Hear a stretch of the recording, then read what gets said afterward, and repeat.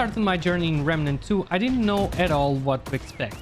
The first adventure has completely passed under my radar, but I had contact with the titles previously produced by the end of the Gunfire Games studio, which means the Darksiders franchise. Interestingly, none of them was an experience that had a lot of gunfire mechanics. Remnant came to change that perspective and quickly became an adventure for me, quite interesting. Everything from its premise, combat, co-op aspects, art direction, and lore are quite complete and print hours of fun and exploration in search of better equipment. The player will take on the role of a traveler who is looking for shelter, more specifically Ward 13. Our traveler is not alone. They will have to defend their friend who is infected by a virus that has been leaving its marks. Hence, the urgency to find shelter in order to find a cure. Set in a world reminiscent of The Last of Us, it quickly moves from exploration to action. The Ruth, a race of enemies present in remnants from the ashes and thought to have been eradicated from Earth, decides to toast the player with some units, in a kind of combat tutorial to make the player get comfortable with its mechanics.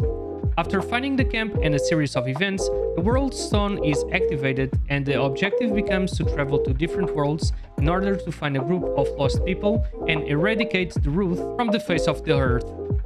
Without a doubt, one of Remnant's two strengths is its world design. Each area seems to have been meticulously thought out, with a lot of attention to detail and immense variety so that the player feels exactly like they are in a different area.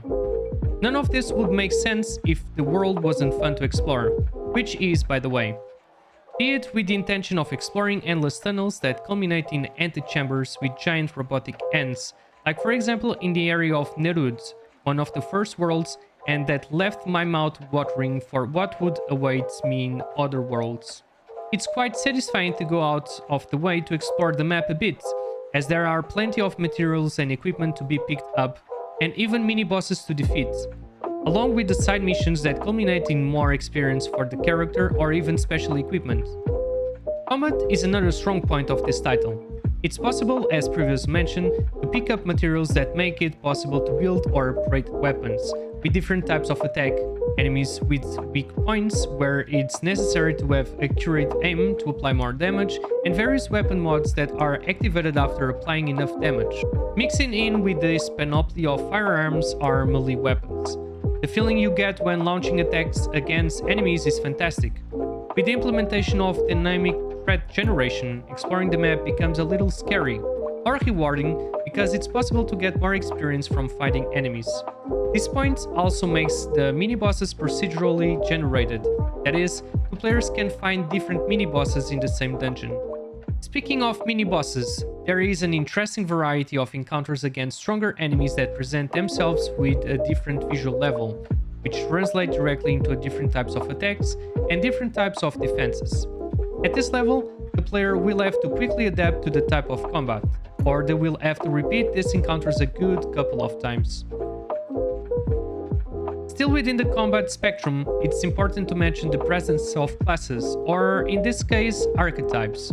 The player at the beginning of their adventure will be able to choose one of 5 archetypes, each of them with its specific prime perk. Naturally, as you gain more experience, you can unlock new skills.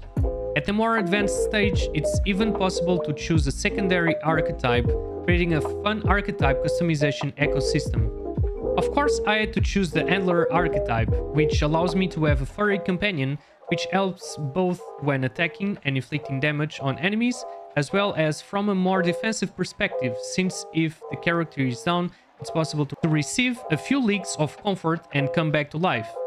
Okay, it's not that literal. If you have a potion, you can use it to come back to life. The other archetypes unfolds between Medic, where its prime perk is essentially related to healing the party, Hunter, who specializes in dealing damage to enemy weak points, Gunslinger, who specializes in weapons, among others. Remnant 2 delivers an adventure, combat mechanics, and a character building quite interesting, with encounters against challenging bosses, unique weapons, and many mysteries to unravel.